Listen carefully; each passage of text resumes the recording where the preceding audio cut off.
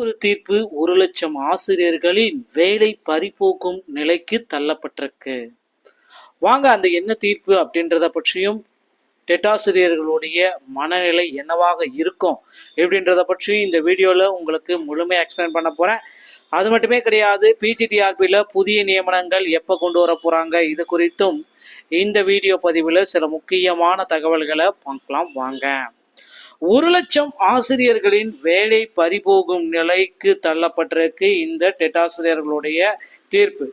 ஆசிரியர் தகுதி தேர்வு டெட் சார்ந்து மும்பை, சென்னை உயர்நீதிமன்றங்களில் பெறப்பட்ட தீர்ப்புகள் தொடர்பாக உச்சநீதிமன்றத்தில் தொடரப்பட்ட 21 வழக்குகளையும் ஒருங்கிணைத்து நடத்தப்பட்ட டெட் தொடர்பான வழக்கு நாடு முழுமைக்குமான பொதுவாக 1/9/2025 அன்று தீர்ப்பளிக்கப்பட்டது. இதனால் 1,00,000 ஆசிரியர்களின் வேலை நிலை பறிபோகும் அவல நிலைக்கு தள்ளப்பட்டிருக்கிறார்கள். 1,00,000 ஆசிரியர்களுக்கு செக் வச்சிருக்காங்க. அரசு பள்ளி ஆசிரியர்கள், தொடக்கப்பள்ளி ஆசிரியர்கள் 63,000, நடுநிலைப்பள்ளி 50,000, உயர்நிலைப்பள்ளி 30,000, மேல்நிலைப்பள்ளி 82,000, மொத்தம் 2,25,000 ஆசிரியர் பணியிடங்கள் தற்சரியம் இருக்கு. ஸோ கிட்டத்தட்ட பார்த்தீங்கன்னா 1,00,000 ஆசிரியர்களுக்கு டெட் தேர்வில் தேர்ச்சி பெறலை அப்படின்னா அவங்களுடைய வேலை பறிபோகும் நிலைக்கு தள்ளப்படுறாங்க. கட்டாய உரிமை கல்வி சட்டம் 2011 ஆக்டுக்கு முன் பணியில் சேர்ந்தவர்களே 1,00,000த்திற்கு மேற்பட்டவர்கள் ரெடியா இருக்காங்க. ஸோ இவர்களுக்கு பார்த்தீங்கன்னா பணியில் தொடர 2 ஆண்டுகளுக்குள் தேர்ச்சி அந்த டெட் தேர்வில் தேர்ச்சி பெற வேண்டும் என்று கட்டாயம், இல்லைனால் கட்டாய ஓய்வில் செல்ல வேண்டும். பதவி உயர்வு பெறவும் டெட் தேர்ச்சி கட்டாயமாக்கப்பட்டுள்ளது. ஸோ இந்த டெட் தேர்ச்சி கட்டாயம் அப்படின்றது பார்த்தீங்கன்னா ஒரு அதிர்ச்சியான தீர்ப்பு. பணியில் தொடரணும் அப்படின்னா அடுத்த 2 ஆண்டுக்குள்ளார பார்த்தீங்கன்னா அவங்க டெட் தேர்வில் தேர்ச்சி பெற்றிருக்கணும். ஒருவேளை அவங்க தேர்ச்சி பெறலை அப்படின்னா அவங்க கண்டிப்பாக ஓய்வு தான், வாலண்டரி ரிட்டையர்மெண்ட் கொடுத்துட்டு வீட்டுக்கு போகணும் அப்படின்றத தெள்ள தெளிவாக இந்த தீர்ப்பு அவர்களுக்கு வலியுறுத்துகிறதுங்க. ஸோ ஓய்வு பெற 5 ஆண்டுகளுக்கு குறைவாக உள்ளவர்கள், ஸோ ரிட்டையர்மெண்ட்னா இப்போ 60 வயசு ரிட்டையர்மெண்ட் ஆகுனா 55 வயசுல இருக்கீங்க அப்படின்னா உங்களுக்கு பார்த்தீங்கன்னா இதுலேருந்து விலக்கு கொடுக்குறாங்க. நீங்கள் டெட் தேர்வு எழுத அவசியமே கிடையாது. ஸோ ஆசிரியர் தகுதி தேர்வு பார்த்தீங்கன்னா இப்போ டெட்டு பார்த்தீங்கன்னா 150 மதிப்பெண்கள், பொது பிரிவினர்களுக்கு 90 மதிப்பெண்கள் பாஸு, இதர வகுப்பினராக இருந்தால் 82, பட்டியல் இனத்து பழங்குடியினா 60. ஸோ கிட்டத்தட்ட மற்ற மாநிலங்களில் 75 எடுத்தால் பாஸ் சொல்லியிருக்காங்க. ஆனால் தமிழகத்தில் 82 பேசிக்காக 82 மதிப்பெண்கள் எடுத்தால் தான் பாஸ் அப்படின்றத குறிப்பாக சொல்லிட்டாங்க. ஸோ எல்லாருமே பார்த்தீங்கன்னா டெட் தேர்வுடைய பாஸ் விகிதத்தை குறைங்க, மற்ற மாநிலங்களை போல 75 கொடுங்க அப்படின்ட்டு அவங்க ஒரு பக்கம் கேள்விகள் கேட்டுட்டே இருக்காங்க. இந்த தீர்ப்பை எடுத்து பார்த்தீங்கன்னா மேல்முறையீடு எல்லாமே பண்ணியிருக்கிறதா சொல்லியிருக்காங்க. ஆந்திரா, ஒடிசா, சத்தீஸ்கர், பீகார், தெலுங்கானா இதில் எல்லாத்துக்குமே பார்த்தீங்கன்னா பொது பிரிவினரை தவிர இதர பிரிவினர்களுக்கு 75 மதிப்பெண்கள் தான் டெட்ல பாஸ் அப்படின்றத இவங்க தெளிவாக ப்ரொவைட் பண்ணிட்டாங்க. ஆனால் ஏன் இன்னும் தமிழகத்தில் அந்த 75 எடுத்தா பாஸ் என்ற நிலைமைக்கு இன்னும் கொண்டு வரல அப்படின்றது ஒரு கேள்விக்குறியா இருக்குங்க.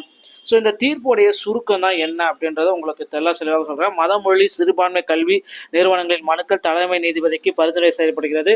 பதவி உயர்வும் நியாயமாகவே கருதப்படும். எனவே பதவி உயர்வு அடிப்படையாக தகுதி கூட தேர்ச்சி பெற்றது கட்டாயம். சிறுபான்மை கல்வி நிறுவனங்களை தவிர்த்த மற்ற கல்வி நிறுவனங்களில் அரசு ஊதியத்தில் பணியாற்றும் அனைத்து ஆசிரியர்களும் அடுத்த 2 ஆண்டுக்குள் டெட் தேர்வில் தேர்ச்சி பெற்றிருத்தல் அவசியம் அப்படின்றத தெளிவாக இப்போ ப்ரொவைட் பண்ணிட்டாங்க. ஸோ டெட் தேர்ச்சி பெற தவறியவர்கள் 2 ஆண்டுகளுக்கு பின் பணியில் தொடரவே கூடாது, உடனடியாக வீட்டுக்கு போங்க அப்படின்றதையும் குறிப்பிட்டு சொல்லிட்டாங்க. ஸோ இல்லைனில் கட்டாய ஓய்வுன்றது உங்களுக்கு கண்டிப்பாக கிடைச்சிடும்.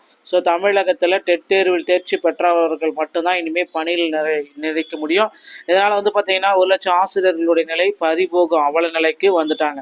அடுத்து பார்த்தீங்கன்னா நீங்கள் எல்லாருமே எதிர்பார்த்த பிஜிடிஆர்பியோடைய வேகன்சிஸ் பார்த்தீங்கன்னா இந்த டைம் உயர்த்த போகிறாங்க. அது மட்டுமே கிடையாது, இன்னும் ஓரிரு தினங்கள் பார்த்தீங்கன்னா புதிய டெட் தேர்ச்சி பெற்றவர்களான பணி நியமனங்கள் எல்லாமே நடைபெற்றிருக்கு. அவருக்கான சான்று சரிபார்ப்புகள் எல்லாமே இன்னும் ஒரு தினங்களில் வெளியிட போகிறதா தகவல் வந்திருக்குங்க. பொறுத்து நம்ம பார்க்கலாம். அடுத்து டிஆர்பியில் பார்த்தீங்கன்னா 2013 டெட் பாஸ் பண்ணவங்களுக்கு உண்டான போஸ்டிங் எப்போ இன்னும் போடல, அதுக்கு உண்டான தேர்தல் வாக்குறுதியை நிரப்புங்க அப்படின்னு கோரிக்கை வச்சிருக்காங்க. இவர்களுடைய கோரிக்கையை ஏற்று 2013 டெட் பாஸ் பண்ணவங்களுக்கு உண்டான போஸ்டிங் விரைவில் போடப்படும் அப்படின்றத நிச்சயமா எதிர்பார்க்கலாம். ஸோ இந்த டெட் தேர்வுடைய இந்த தீர்ப்பால் பார்த்தீங்கன்னா 1,00,000 ஆசிரியர்களுடைய வேலை இழக்க நேரிடும் அப்படின்றதே சொல்லலாம். ஸோ டெட் என்பது பார்த்தீங்கன்னா ஆர்டி சட்ட படியானது என்பதால் அனைத்து துறை சார்ந்த எஸ்ஜிடி பிடி பணியிடங்கள் பணிபுரியும் ஆசிரியர்களை பணியிடங்களை அடிப்படையாக கொண்டு இதன் பதவி உயர்வுக்கான பணியிடங்களாக உள்ளன. Primary school HM, middle school HM, high school HM பணியிடங்களில் பணிபுரியும் ஆசிரியர்கள் பணியில் தொடர டெட் தேர்ச்சி கட்டாயமாக்கப்பட்டுள்ளதுங்க. ஸோ டெட் தேர்வுகள் மூலம் டிஆர்பி அந்த பணியில் வந்த பிடி மற்றும் பிஆர்டி மேலே கூறப்பட்ட பணியிடங்களில் தொடர்ந்து தற்போதைய நிலையில் டெட் தேர்ச்சி பெற்றாக வேண்டும். டெட் டிஆர்பி ரெக்யூர்மெண்ட் இரண்டு வெவ்வேறு தான் கருதப்பட்டதால் டிஆர்பி மூலம் நிரப்பப்பட்ட பிடி இடங்களும் 2010க்கு பிறகு டெட் பேப்பர் 2 மூலம் நிரப்பப்பட்டது. ஸோ இதனால் வந்து பார்த்தீங்கன்னா கட்டாயம் அவங்களுக்கு வந்து பார்த்தீங்கன்னா டெட் தேர்ச்சி பெறணும் அப்படின்றது இப்போது சுச்சுவேஷனில் கட்டாயமாக்கிட்டு. ஸோ அடுத்தடுத்து என்னென்ன மேல்முறையீட்டில் வந்து பார்த்தீங்கன்னா இதில் விலக்கு என்ன கொடுப்பாங்களா, இதற்கு எதிர்க்காக இந்த தீர்ப்பை வந்து பார்த்தீங்கன்னா நடுவில் ஸ்டே வாங்குறதுக்கும் வாய்ப்புகள் இருக்குது. ஸோ இந்த தீர்ப்பு வந்து பார்த்தீங்கன்னா மாற்று வாய்ப்பு இருக்குது. ஒருவேளை டெட் தேர்வில் அந்த பாஸ் மதிப்பெண்கள் விகிதத்தை குறைப்பாங்க அப்படின்றதையும் நம்ம எதிர்பார்க்கலாங்க. டிஆர்பி மற்றும் பள்ளிக்கல்வித்துறை சம்பந்தமான செய்திகள் அனைத்தையும் நீங்கள் உடனுக்குடன் பெற நீங்கள் நம்மளுடைய சேனலோட இணைந்தர்கள் மீண்டும் நல்ல தகவலோட நான் உங்களை சந்திக்கிறேன். நன்றி, வணக்கம், தேங்க்யூ.